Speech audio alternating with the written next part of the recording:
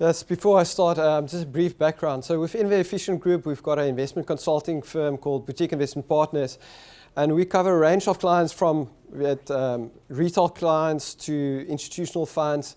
We've done due diligence on fund managers from the smallest boutique managers to large managers to passive funds. So we've got a good sense of the ESG landscape within South Africa. So we've listened to many presentations this morning about the impact of climate change and on ESG investing, but how do you actually implement this? So the FSCA released a notice on that you need to include or incorporate ESG in your investment policy statement, but there are many different ways in doing this. So here's just a couple of examples of types of ESG investing that you can implement at your pension fund. So it starts from norms-based investing, which is where you invest in companies based on best practice. It's got the least impact on the environment or society.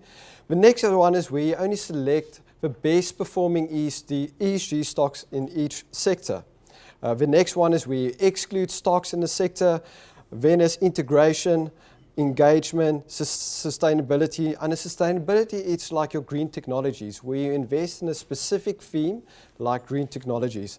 And lastly, it's impact investing. So ideally, you want to be more to the right. That is where you make the most difference to the environment, society. If you're more to the right, where you invest in green technology or impact investing.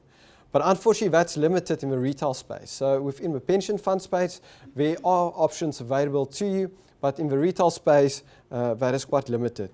So in the global landscape, most assets fall within that sector screening, where you only select the best performing ESG stocks, followed by ESG integration. Now in South Africa, most asset managers follow the ESG integration process. In South Africa, our market is quite small, so it's very difficult to exclude stocks in the market. So most managers opt for where they integrate the ESG process when they analyze companies. So regulations are rapidly increasing. In the beginning of the 1990s, it was quite low, the number of regulations, but you can see over time how regulations increased. In 1997, there was only 72 climate laws and policies. Now it's up to 1,500. So all these regulations and policies, that's got a financial impact on companies. They mention ESG in the UK pension fund space, and like we discussed today, also in Regulation 28. And there's many studies that illustrate that you're not going to sacrifice returns by incorporating ESG in your process. By investing in high-scoring ESG companies, you can outperform low-quality ESG stocks. And there's a similar trend in emerging markets. Once again, ESG companies within emerging markets that outperform the index. So one of the big risks that is stranded assets. Currently, there's about 490 gigatons of CO2 reserves in the world. The allocated carbon budget is only 80. So the question is, do you want to be investors in those companies that might not be able to sell their products in the future? There's a lot of assets that might be stranded, and you might lose capital in the process. So I just want to illustrate a couple of examples to illustrate the financial impact by not incorporating ESG in your process. So with David discussed Sasol. The carbon tax they're going to pay will not be sufficient to cover the cost to society, and someone will have to pay that cost, and it will most probably be taxpayers. Other direct costs that's linked to Sasol or a risk to Sasol is the evolution of electric vehicles, green technologies, oversupply of oil in the world, carbon tax, lawsuits and penalties. So there's a real financial impact if you don't incorporate the environmental aspect in your investment process. On the social front, South Africa, we've got mining companies. That safety is a concern. Every time there's injury at the mine, we need to stop the mine. Once again, it's got a financial impact on the company. Tobacco, in the US, 42% of adults used to smoke. Today, it's only 16%. There's regulations, there's new regulations coming out, and also sin taxes in South Africa is going up every year. So there's a real financial impact. And then corporate governance, I did this slide end of last year, but you can add more names to this list. We've got Tongaat, Omnia, but once again, you can lose capital if you don't incorporate ESG in your investment process. So hopefully I illustrated the benefits of including ESG in your investment process. And now I'll just discuss a possible solution. So like I showed earlier, there's many different types of strategies that you can implement in your fund. But I'm just going to highlight one possible solution that we partnered with Investec, which can work in this environment.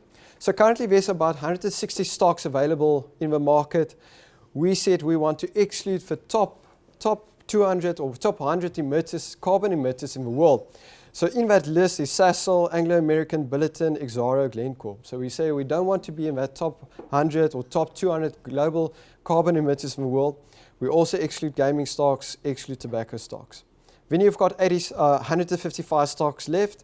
The second screening that you can do is to exclude all the junk status ESG stocks. So those stocks that is not investment grade according to the ESG scores.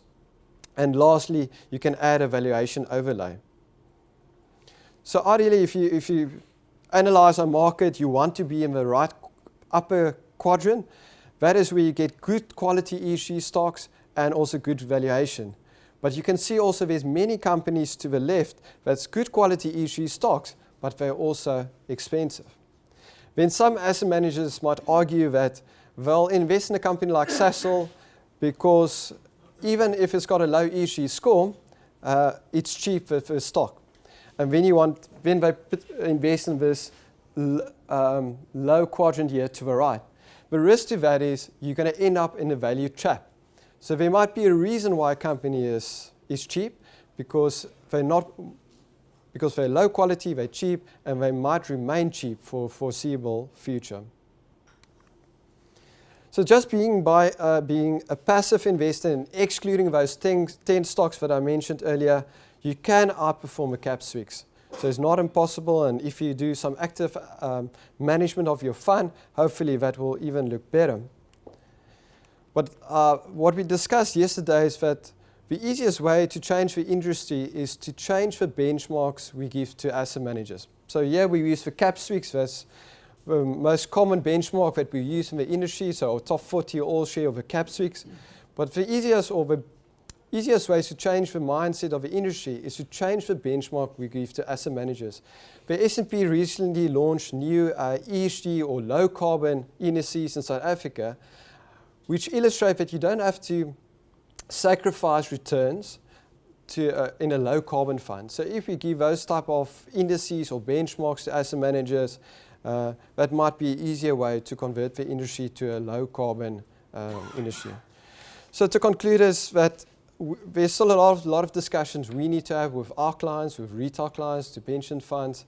There needs to be a bigger demand from asset owners to asset managers to change their portfolios, to change the benchmarks, and to include or to reduce the carbon footprint of their portfolios.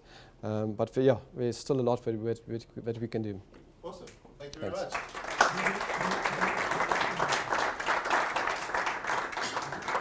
So now's that time that everyone was waiting for, where we can start talking about